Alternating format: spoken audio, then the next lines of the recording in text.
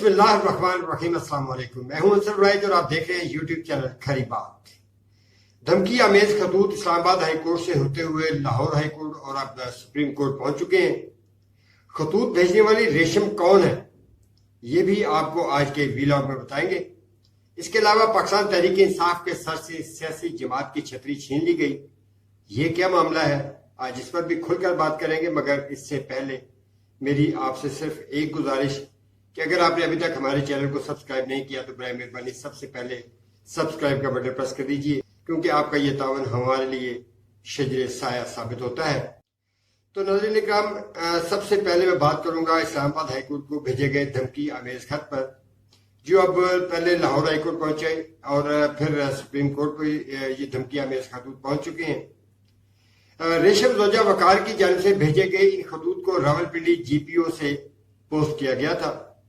ان خطوط میں ایتھریکس نامی پاؤڈر کے علاوہ دھمکی آمیز نشانات بنائے گئے تھے، جس کا مطلب بڑا واضح ہے کہ باز آ جاؤ ورنہ کچھ بھی ہو سکتا ہے۔ یہ ریشم کون ہے؟ مجھے تو ایسا لگتا ہے کہ یہ ریشم ایک فرضی کردار ہے اور ایک سوچی سمجھی فسطائی سوچ کے ذریعے اسے سامنے لایا گیا ہے۔ ناظرین اکرام، یہاں تو کیمروں کے سامنے ہونے والے ہائی پروفائل قتل کا بھی آج تک سراغ نہیں مل سکا۔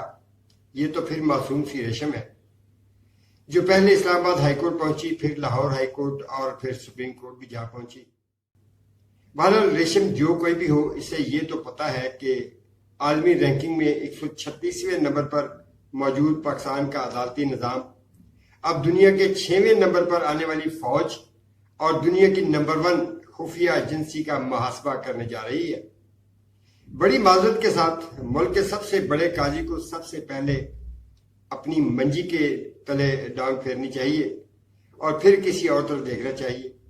بات تلخ ضرور ہے مگر حقیقت یہی ہے ناظرین اکرام کہ وہ ججز ہی کیا کہ جو دھمکی میں آ کر فیصلے کریں یا دھمکیاں سن کر خاموش ہو جائیں اور ایک 2 یا 3 سال کے بعد انہیں ہوش آئے کہ ہمیں تو دھمکی دی گئی تھی، اب اس کا محاسبہ کرنا ضروری ہے۔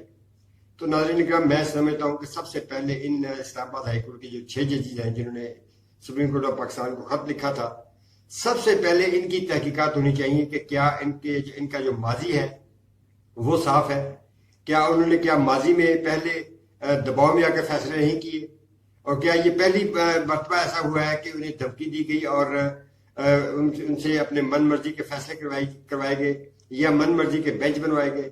ناظرین اکرام، بڑی معذرت کے ساتھ یہ تو بہت پرانا قصہ ہے، بہت عرصے سے یہ سلسلہ چل رہا ہے۔ ضروری نہیں ہے کہ پاک فوج ہی یا خفیہ ایجنسیاں ہی انہیں دباؤ کا شکار کرے۔ نعوذ باللہ، میرے منہ میں خاک کہ بڑی معذرت کے ساتھ کہ نوٹوں سے بھرے بیگ بھی دباؤ کا شکار بنا دیتے ہیں انہیں، اور ہم نے دیکھا ہے کہ بڑا جو فیصلے ہیں وہ بدلتے دیکھے ہیں، جو قصوروار ہے وہ بری ہوتا دیکھا ہے اور جو معصوم ہے اسے جیل کی سلاخوں کے پیچھے جاتا دیکھا ہے۔ یہ پاکستان کی تاریخ ہے، تلخ ضرور ہے مگر حقیقت یہی ہے۔ تو ناظرین اکرام، اس کے بعد میں بات کرنا چاہوں گا پاکستان تحریک انصاف سے سنی اتحاد کونسل کی چھتر چھاؤں چھین لی گئی ہے اور الیکشن کمیشن نے قومی و صوبائی اسمبلیوں میں پاکستان تحریک انصاف کے حمایت یافتہ اراکین کو ایک بار پھر آزاد رکن قرار دے دیا ہے۔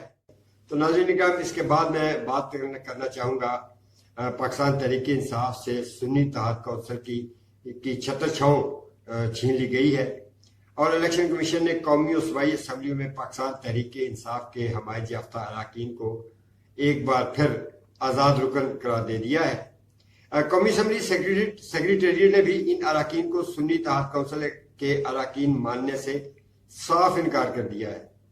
اب کیا ہوگا؟ عمر ایوب جو قائد حزب اختلاف تو مقرر ہو گئے ہیں، آفیشیلی وہ کس جماعت کی نمائندگی کریں گے اس کا اب ان کو بھی پتہ نہیں ہے۔ بہرحال جو حالت پاکستان تحریک انصاف کی جا رہی ہے، پاکستان کی تاریخ میں کسی بھی سیاسی جماعت کے ساتھ ایسا کبھی نہیں ہوا۔ اب یہ الگ بحث ہے کہ قصور کس کا ہے، پاکستان تحریک انصاف کا یا ریاست کا، کیونکہ یہ ایک لا حاصل بحث ہے اور ایک عرصہ سے جاری ہے جس کا ابھی تک کوئی نتیجہ سامنے نہیں آیا۔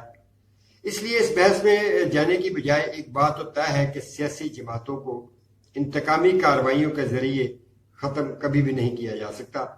ہاں یہ ضرور ہے کہ زور زبردستی سے وقتی خاموشی کروا لی جائے، مگر یہ وقتی خاموشی ایک دن لاوا بن کر پھٹتی ہے اور پھر سب کچھ راکھ کا ڈھیر بنا لیتی ہے۔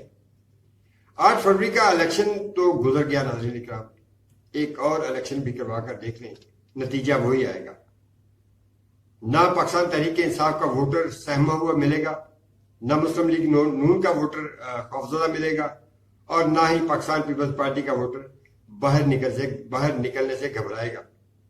اس لیے ماضی سے سبق سیکھ کر آگے بڑھنا ہوگا، سب کو آسان راستے فراہم کرنا ہوں گے، مداخلت کریں مگر اتنی رکھیں کہ بھرم قائم رہے۔ یہ نہ ہو کہ طاقت کے میڈل لگاتے بھرم بھی کرچی ہو جائے۔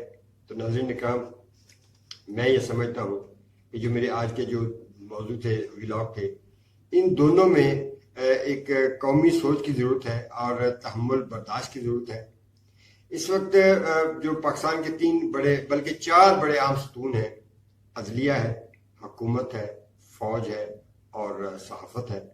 یہ چاروں جو ستون ہیں اس وقت اپنی جو بنیادیں ہیں وہ کھوکھلی کر بیٹھے ہیں، اور ان بنیادوں کو مضبوط بنا کر اپنے آپ کو ایک تناور درخت بنانا ہوگا ان چاروں ستونوں کو، تاکہ پاکستان کا جو نظام ہے وہ ایک مثبت انداز سے آگے چلتا رہے، اور پاکستان میں جو عالمی دنیا میں پاکستان کا امیج ایک ڈیولپ ہو رہا ہے اس کو رد کیا جا سکے، اسے ختم کیا جا سکے، اور پاکستان جو ہے وہ دنیا کے نقشے پر ایک طاقتور، ایک ایماندار اور ایک مضبوط ملک کے طور پر سامنے آ سکے۔ تو ناظرین اکرام، ابھی تک اتنا ہی، اگلی ویڈیو تک کے لیے اجازت چاہوں گا۔ اللہ نگہبان۔